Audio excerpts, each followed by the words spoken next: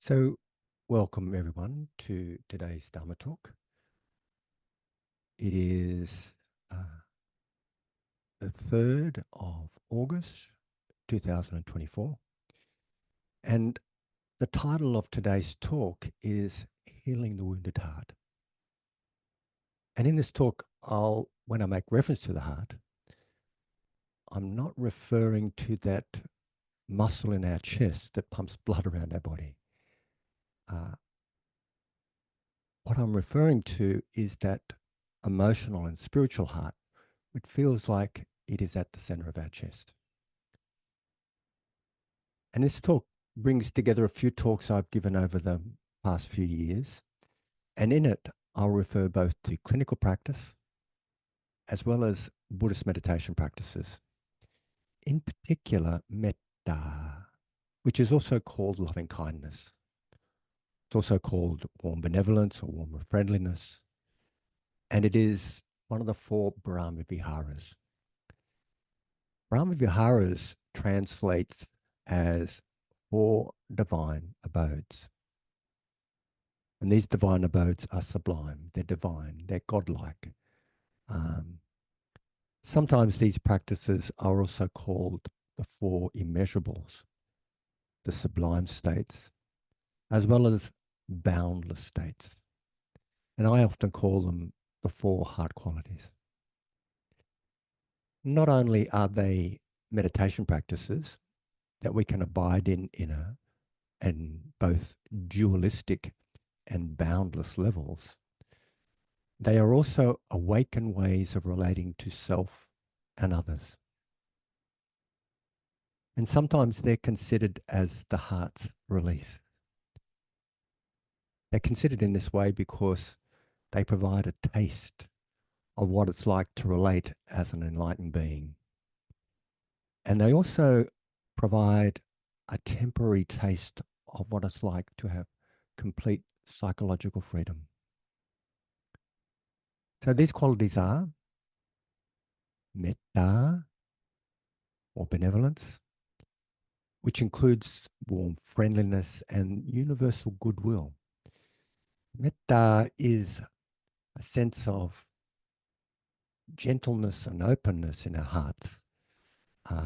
It's tuning into happiness and well-being and the wish for that for oneself and others. It's also tuning into the awesome and the possibly beautiful aspects of life and aspiring that there may be happiness now and into the future for self or others. Another abode is called compassion or karuna in Pali, which is a human response to suffering, an awakened human's response to suffering, a compassionate response to suffering. It is the sensitivity to suffering, and I'm quoting His Holiness the Dalai Lama here, the sensitivity to suffering and the commitment to alleviate it. Sometimes people prefer to say wish to alleviate it than commitment, but it's this sense of being sensitive to suffering and having the wish to change that suffering, to alleviate it. Appreciative joy is the next Brahma Vihara or divine abode, and it's also called mudita in Pali. And it is the joy of appreciation. It's the joy of appreciation of the successes and virtues and happiness of oneself and other. Sometimes in Buddhist circles, they talk about it as being empathetic joy or sympathetic joy in reference to another. But when you think of how um, in at higher levels, there's no difference between the self and other. There's no separation between self and other. I like to consider mudita just this appreciation of good qualities and successes, regardless of whether they're in what we call this self or another self.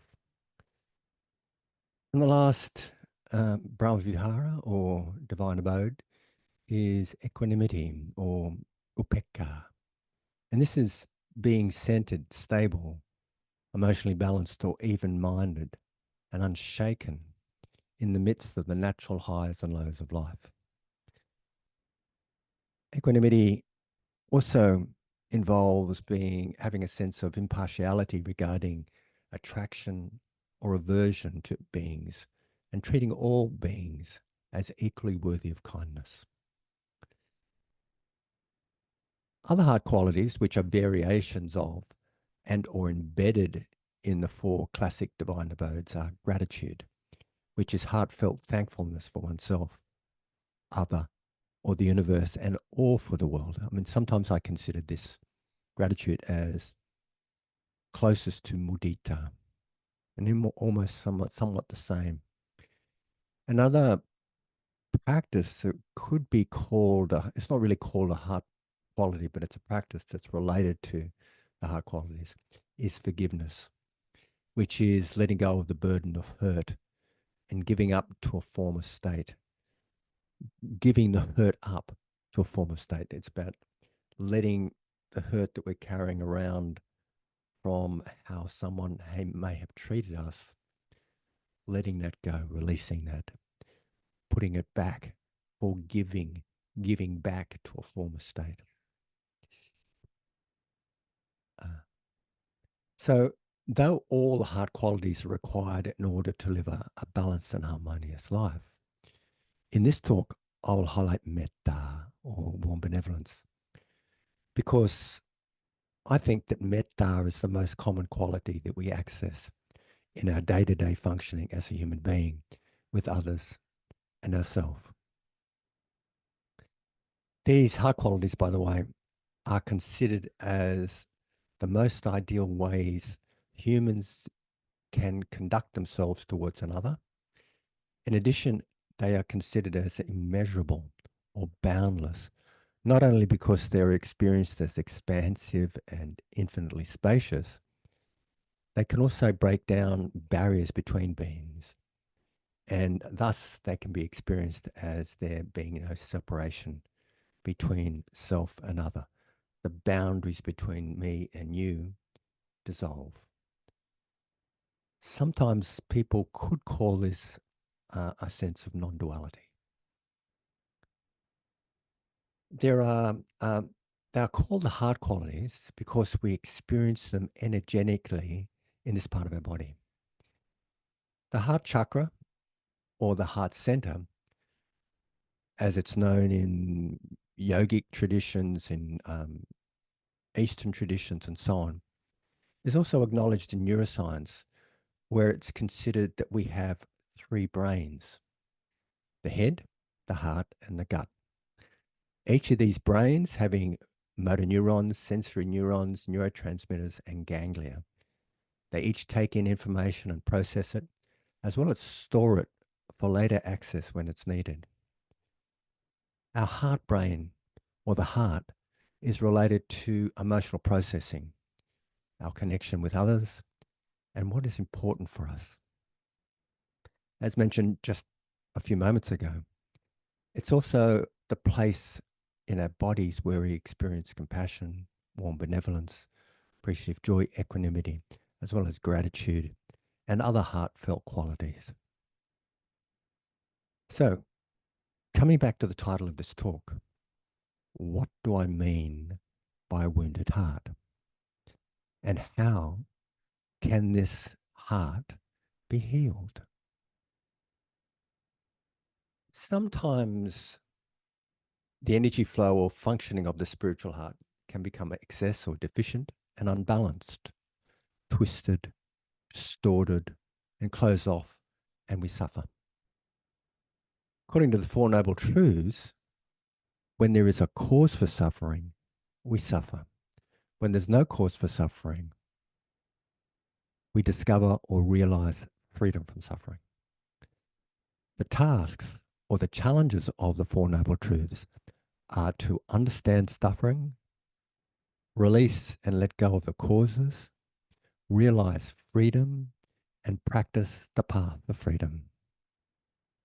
Sometimes this process has been symbolized as a beautiful lotus growing out of the mud at the bottom of a pond. Hence, the late Venerable Thich Nhat Hanh once said, no mud, no lotus. And so there's this formula for understanding freedom from suffering. It's about learning to face up to our dukkha, which is the first truth, learning to face up to our suffering, understanding it, and with our understanding, we grow. We see with our understanding as the first step, we then release the problems, release the causes of suffering, and we realize the fruit of that release, which is freedom from suffering. This has been compared to a lotus opening above on the surface of the water, but what it comes from is the suffering. We need the mud at the bottom of the pond to as compost for our liberation. So the Buddhist formula for how dukkha arises and how it ceases is easy to understand when we can clearly see how we cause our own suffering by how we relate to experiences that come our way. However, when we see that much of our suffering may have arisen because of traumas, or how we've been parented with neglect as a child, or life circumstances, or the treatment we have received from external sources, then this formula is a little bit harder to reconcile. Professor Paul Gilbert, the developer of compassion-focused therapy, once said in regards to those who have experienced terrible experiences in life, our suffering is not our fault, but it is our responsibility. By this statement, I think he means that we can't change the past, but we can change the way we currently relate to the past. And in other words, we can't go back and undo the traumas that have come our way, but we can overcome the effect of them by processing them within our own hearts, by working with them and letting them go, eventually letting go of the suffering that's causing that, letting go of the suffering that's there. An example of suffering that's clearly not one's fault is that of attachment disturbances. Now, attachment disturbances arise because it's a basic attachment here. I'm talking about attachment as a child, like attachment to caregivers and so on. It occurs because it seems that being loved is a basic human requirement for survival. Moreover, being loved and being able to love seems to be an essential requirement for psychological resilience and the flourishing with health and well-being. It is also, in my view, essential for healing from a wounded heart. Adults who did not experience adequate caring or did not develop a secure attachment when they were often young are very often handicapped psychologically in some ways, particularly in the development of secure relationships through their adult lives. These clinical patterns are often called attachment disruptions or attachment disorders. And there's something else that happens over and above attachment disorders. Sometimes we witness or personally experience traumatic events such as violations of our safety and security, or witnessing this in another. And these events can seriously negatively affect our sense of belonging and connection, happiness, and general well-being. And we experience post-traumatic stress disorder or complex versions of this.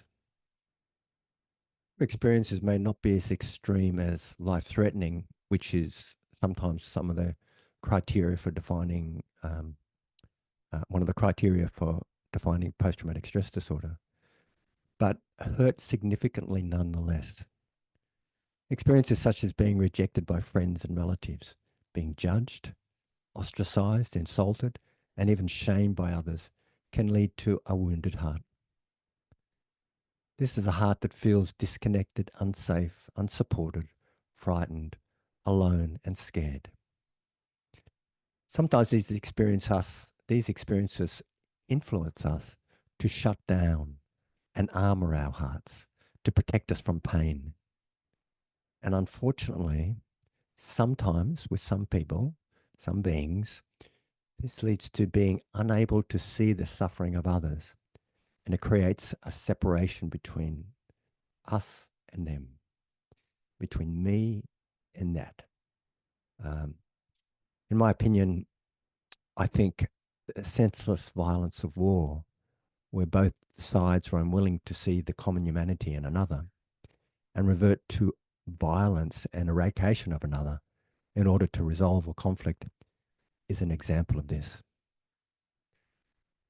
In Buddhist psychology, the meditation hindrance of ill will and hatred is often compared to having an affliction. This could be considered as a wounded heart because underneath the anger, the rage, and the hatred are often soft, unmet needs or unacknowledged psychological injuries that did not receive the care and attention that was needed at the time. Unfortunately, this type of wound can shut down the possibility to open our hearts with compassion for both self and other. It often closes down our hearts. And though the other hindrances are often described differently, such as sensual craving being like being in debt, and sloth and torpor like being in prison, and restlessness, anxiety like being a slave, and paralyzing doubt like being on a perilous journey in the desert without not certain where to go in terms of water and food, and not sure about our direction, and losing our possessions, I would consider that these patterns of mind also are a form of injury, disorder, or a twisting of the heart mind. I noticed that in Buddhist psychology, there's a term called kilesa. Kilesa means, it's often translated as defilement, in the sense that it's defiling the clarity and the purity of one's mind. But it's also literally translated as mental twisting, like a twisting or a mental distortions. So I would say that what happens with kilesa are behind our suffering. That's what causes us suffering. Our twisted, distorted perceptions, our twisted, distorted patterns of mind, our twisted, distorted hearts are considered as a cause of suffering.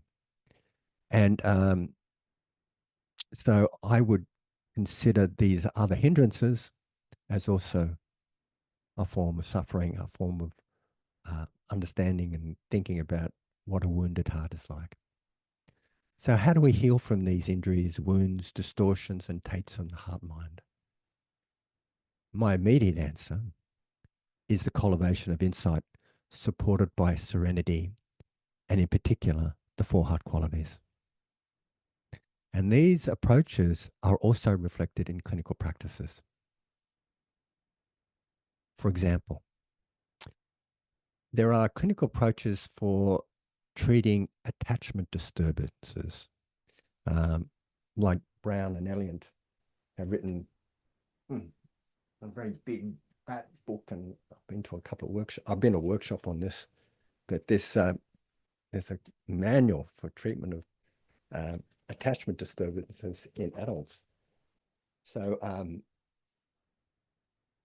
their particular approach has three therapeutic principles, or they call them three therapeutic pillars.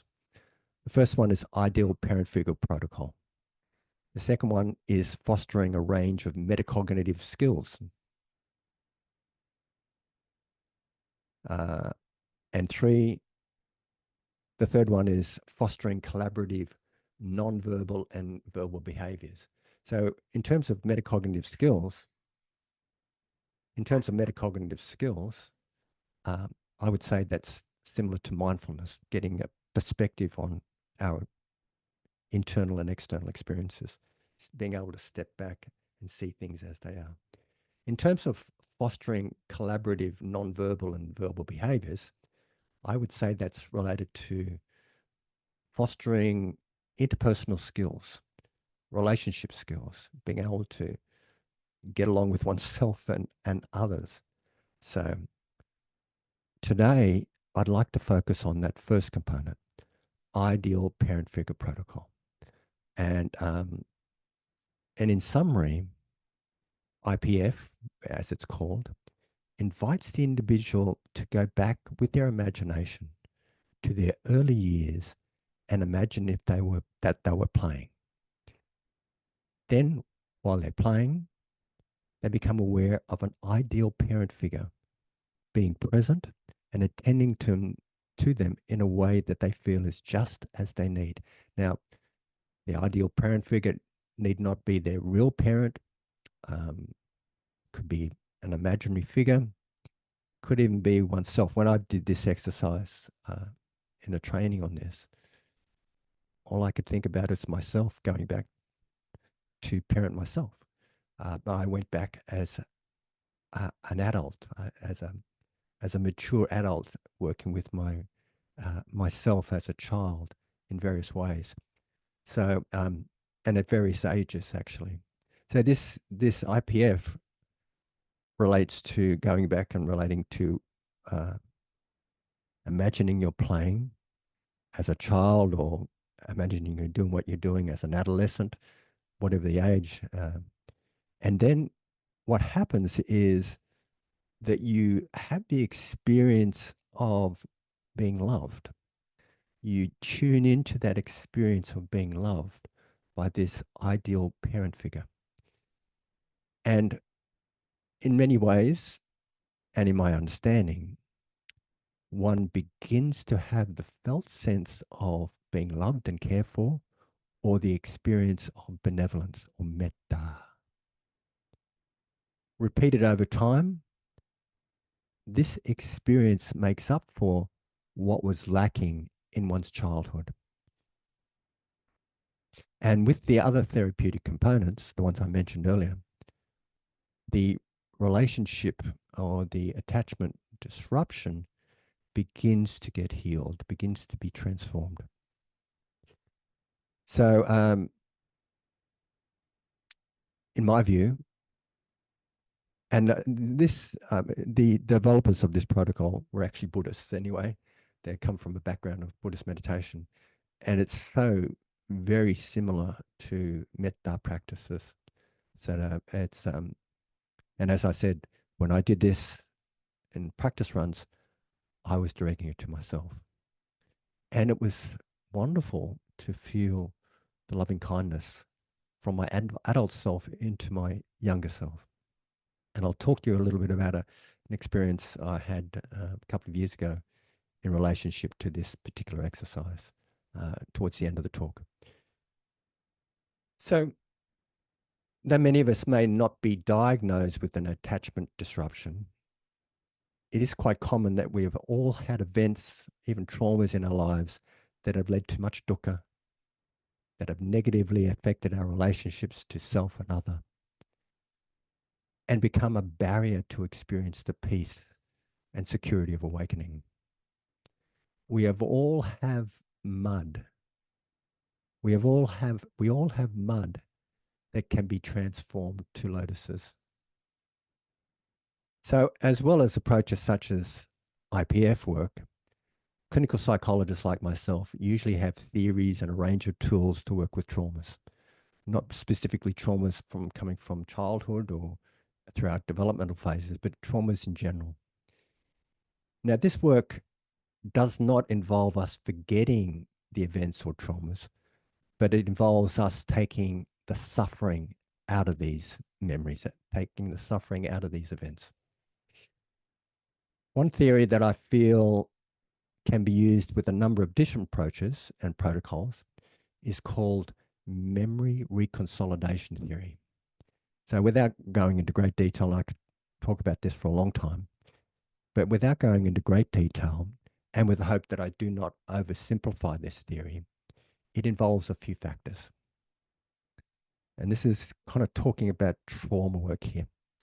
Firstly, this type of processing of past events needs to occur when we feel we are socially and emotionally supported and we have access to emotional resources such as skills of self-soothing to calm ourselves down. And also, we feel the support of others.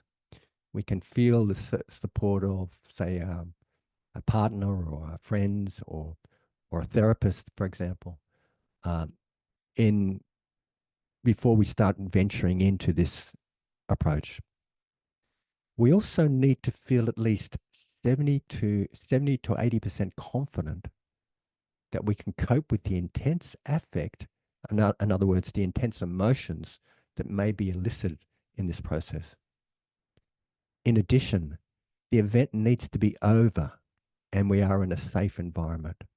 It's no use being at home. It's no use being in a violent circumstance and going to the therapist and doing these processes, then going back to the violent circumstances.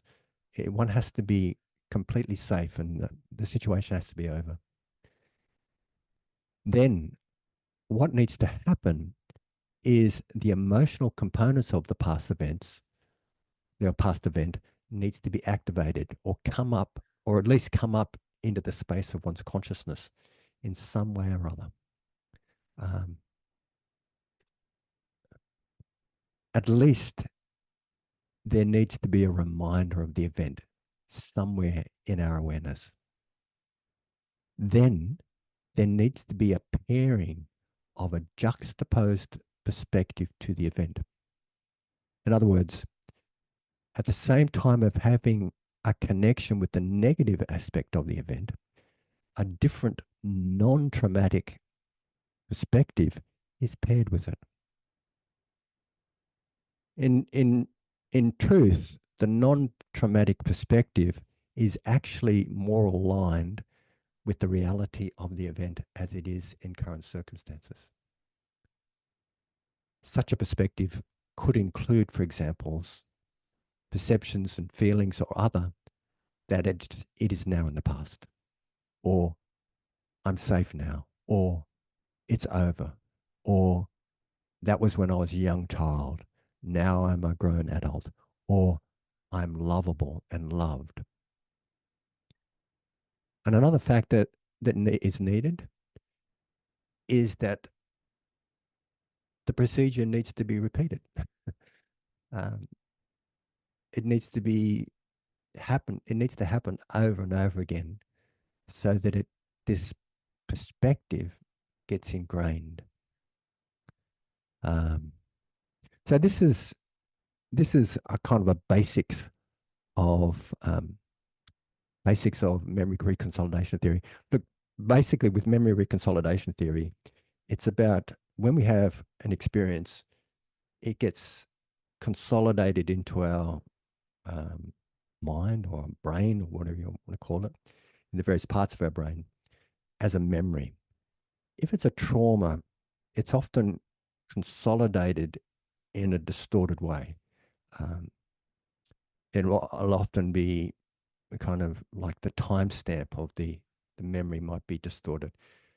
And so when we remember it, it's like that experience is happening now. But,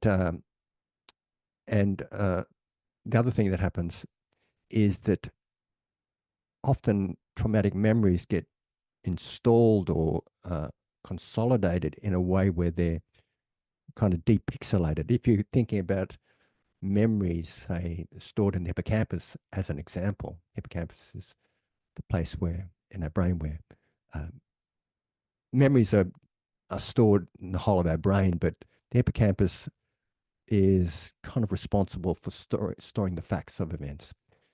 When we're having a trauma, because the hippocampus is surrounded by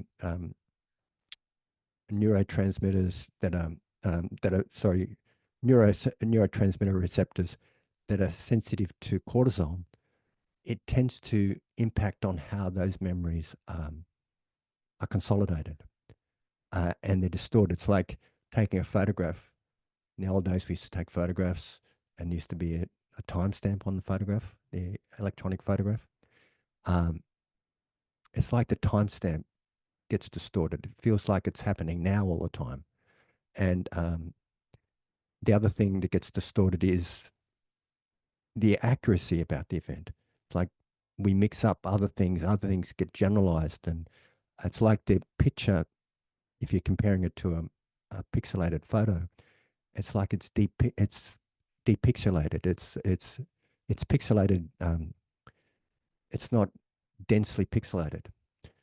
So what happens with this is that with memory consolidation is we're in a safe spot, we feel capable, we feel coping, then the memory will be elucidated, the emotional component of the memory comes up into psychic space, and then more correct information gets fed into that memory so that it kind of adjusts around.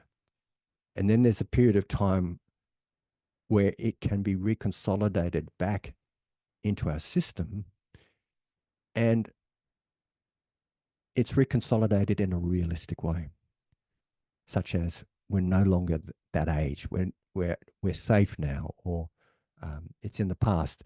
And it is in the past, it's not happening now.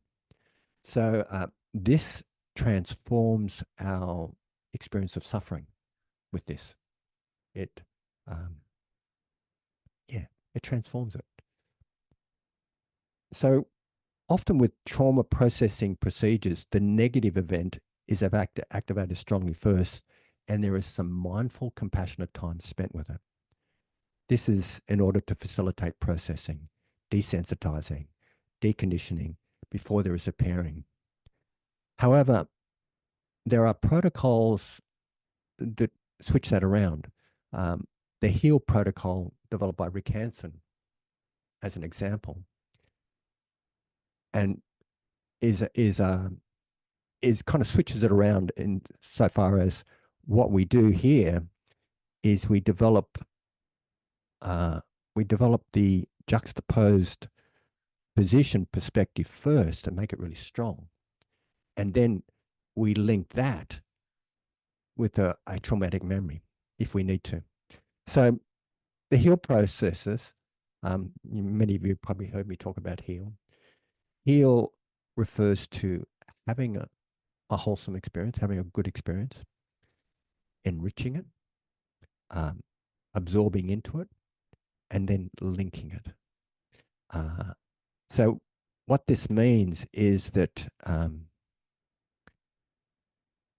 if we can bring up a memory or a state of mind that is wholesome and helpful, such as metta, and we develop it strong enough, we enrich it by thinking about things that remind us of metta. We kindle it with memories of people we feel good about, or even awakening the feeling of warm benevolence towards ourselves, and we nourish it and we enrich it. Then once it's enriched, we absorb into it. In other words, we kind of marinate in this state of mind. We marinate in this quality of warm benevolence, and we feel it. It's like it comes into our pores and goes throughout our whole body, just like we do with serenity meditation practices. And metta is a serenity meditation practice. And then we can sort of leave it like that. But the L component of it refers to pairing it then. Like you may have a memory somewhere that has been quite well, distressing, something that's opposite to the experience of metta, a time when you felt unloved, rejected, alienated, cut off, disconnected. or whatever. And what we do with the heal protocol is that we then, once the wholesome quality is cultivated strongly, we pair it, we link it with this memory of something else, with the negative experience. But it must be paired when the wholesome quality or the good quality or the heal, the HEA component of it, of this experience, is strong. And so what happens is there's a linking, and the wholesome experience of metta just completely dissolves the negative way. So it gets transformed in that way. Coming back to, if you think about it with memory consolidation theory again, it's just one way we can do this. So, in my view, the HEA of heal, that means having a wholesome experience or positive experience, finding it somewhere in your psyche or memory or something, and then the enriching, like the kindling of it, the strengthening of it, then the absorption in it relates strongly to the serenity aspect of meditation. With serenity, if you can remember, there's an emphasis on absorption and concentration. So, traditionally, serenity and insight are connected. Serenity provides this. Serenity is usually based on concentration, and it provides the clarity of mind to see clearly into experiences. And when we see clearly into experiences, we develop insight. And they work together actually. But the traditional way of meditating is often serenity first, and then insight. And insight refers to seeing things as they actually are. So you think about this experience, like you're having a negative experience. You've had a negative experience in the past where you've been carrying around the burden of disconnection and shame or whatever it is. I mean, it's horrible. And then you find a way of rousing some beautiful connection that's opposite to that. So, something about serenity is that what we attend to becomes our reality. This is in line with what William James, a famous humanist forefather of psychology, he said. He said, got a number of wonderful quotes. One is like this: "For the moment, what we attend to is reality." And taking this a bit further, if we focus on worry and rumination without mindfulness, by kind of get caught up in some particular issue, it'll take us away and it becomes our reality. If, however, we don't feed into this type of pattern with our attention, these patterns fade away. They they they they they don't occur. They get denourished, and this is in line with the neuroscience saying, "Use it or lose it." And those neurons that fire together wire together. In other words, if you don't if you don't use a neural pathway, if you don't feed into a neural pathway, it fades away. It starts to stop. And but if you feed into a particular neural pathway, um, like a neural pathway that represents warm benevolence, compassion, appreciative joy, and equanimity, then that strengthens that neural pathway. So this operates by you. The heal works in this way. So the HEA is an example of serenity meditation, and then with heal, the juxtaposed perspective, which aligns with the reality of things, um, gets gets fed into and paired up with the traumatic memory or the difficult memory. And what happens is that we see the reality of the situation, uh, and it transforms our perspective on that memory and that experience.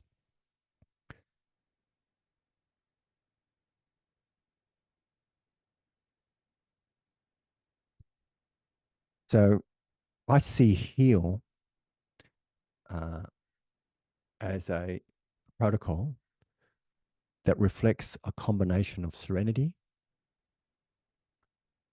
um, as a heart quality and insight.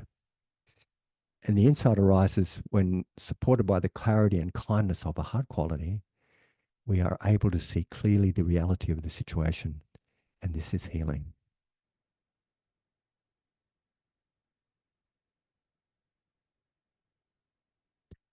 So, with meditation, we can become sensitive to the experiences of benevolence, compassion, appreciative joy, and peace in order for them to grow. And we grow them by enriching them. Some ways we can enrich them is by being mindfully aware of them when they arise. And when they arise, and we can be on the lookout for them. Like my dog just came to the door and was wagging his tail. I didn't let him in because I'm in the middle of a talk. So, but you know, whenever I see my little dog when he's smiling at me, waving, wagging his tail, his whole body wags actually. He just goes, his whole body gets into this beautiful greeting of me. It's so wonderful. Um, when I see moments like that, I attend to how that feels. I attend to what's happening in me. And I'm usually having a feeling of warm benevolence. So, ways we can enrich this experience is by being on the lookout of these types of positive and wholesome experiences in daily life, then being attentive to them, aware of them, mindful of them, and then being curious about them, being able to recollect them. And then at another time, we can bring them up and we can absorb into them. Like when we're in meditation practice, we can use, say, I often use my dog as a kindler for my experience of benevolence. Other times I use my grandchildren. Other times I use my partner. Um, Sometimes I use my clients because have a I have a warm feeling towards all these beings. What I can do is I can bring them to mind. My heart gets filled with loving kindness. I can let go of the object that kindled my experience. I can let go of the thought about these beings, but then just focus on the experience in my heart and I become absorbed in it. So any experiences of feeling cared about and caring for another, and one or all the four abide abodes. In this way, the suffering of depressive, anxious, unwholesome, and distorted parts of ourselves is slowly and gradually replaced with the wholesome, and the wounded heart is healed. Um, what we can do is we can build up a reservoir of positive experiences, and we can consciously pair it with the negative if we want. And that's what happens with heal. Say if you're going to a therapist and he or she or they are using a heal approach with you, um, that's what they might do. However, you can also allow it just to happen organically, so that the positive just heals the negative by the negative becoming irrelevant.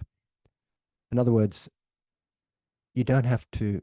You can just get very skilled at being sensitive to the positive, to the wholesome, to the wonderful, and including metta and the other heart qualities, and just let that become the inclination of your mind, so that you become absorbed in that,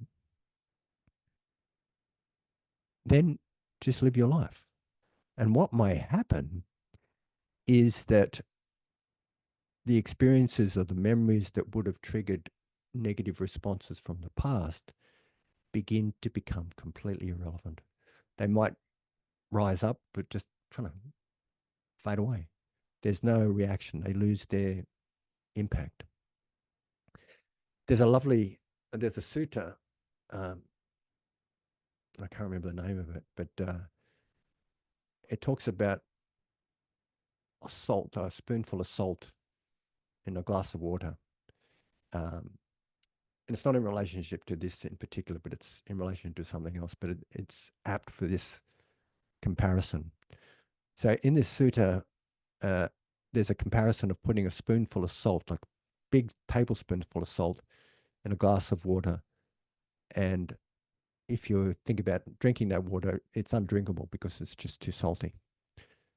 If, however, you put that same tablespoon of salt into a pristine, beautiful, clear, uh, potable, I think potable means drinkable, uh, lake, mountain lake, it's irrelevant.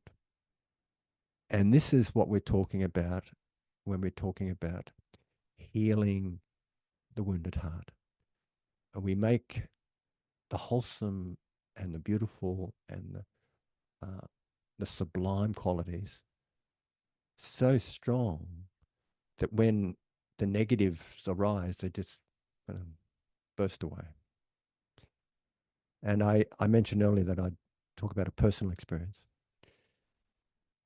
I had an example of this when I was about when I was about 7 or 8 years old, and some of you may have heard this story. Uh, when I was about 7 or 8 years old, I'd come home from school and I threw my school bag on the kitchen table, and then I just went and watched TV, which a lot of 7 or 8 year olds do. They used to do that in my day. That was back in the 60s, a long time ago. Uh, not long after that, was black and white TV then, by the way. Not long after that, my mother came home from a very stressful day at work, and seeing my bag, my bag on the kitchen table, became very angry and began yelling at me. She said, "How many times do I have to tell you when you come home, you put your bag away?" And of course, the TV went off, and I went to my room, and it seemed to trigger what in those days was called a nervous breakdown. And she ended up kind of on the floor weeping, and then in bed crying and so on. And having retreated to my bedroom that I shared with my older brother, I just sat there really miserable. And through my young confusion and misperceptions, I thought that um, her breakdown was all my fault. Um, and uh, and I had a feeling of responsibility. And what's interesting is that I kept that feeling of responsibility for another's suffering for a long time. I think, I could probably still have remnants of it now. And also, I kept a strong fear of expressed anger. I'd always feel very uncomfortable when someone's expressing anger. And so this, I hadn't thought about it for a long time, but about uh, about 5 decades later, as an adult, I was on a retreat and a series of circumstances arose where I was perceiving anger directed towards me. It wasn't genuine anger, perhaps. It was just my perception. And then I was just meditating, and I remembered this event come up. And it was like I was back in my 7-year-old's body and my immature mind. And I was feeling the shame and guilt and terrible, terrible blame for all this stuff. Um, it was this same horribleness and heaviness of shame and hurt in my heart. And then, as if from above, I became aware of my adult, compassionate, and benevolent therapist self. And it's if, and the words from above, which was me above, coming down, kind of almost giving myself a hug. It's not your fault. You're only a child. You're okay. And that feeling came into my being, and it was very, very soothing. It was so wonderful. It felt like someone was covering my back and hugging me. And I was, in fact, giving myself a hug. And at the time, it felt as if I was falling backwards. Um, Remember those trust exercises that we used to do in the 70s for those who were alive then? I think you'll probably still do them in the 80s and the 90s, I'm not sure. But a trust exercise, one of the trust exercises I used to participate in group processes, is like falling back and trusting that people will catch you. So there's a group of people around you, and you fall back and they catch you and they hold you and they lift you and they rock you and they smile at you, and it's really lovely. So at this time, I felt as if I was falling backwards, as if in a trust exercise.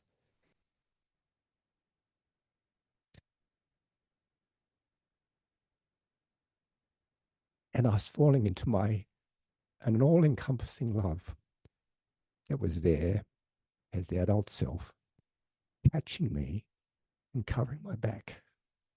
And this was profoundly healing.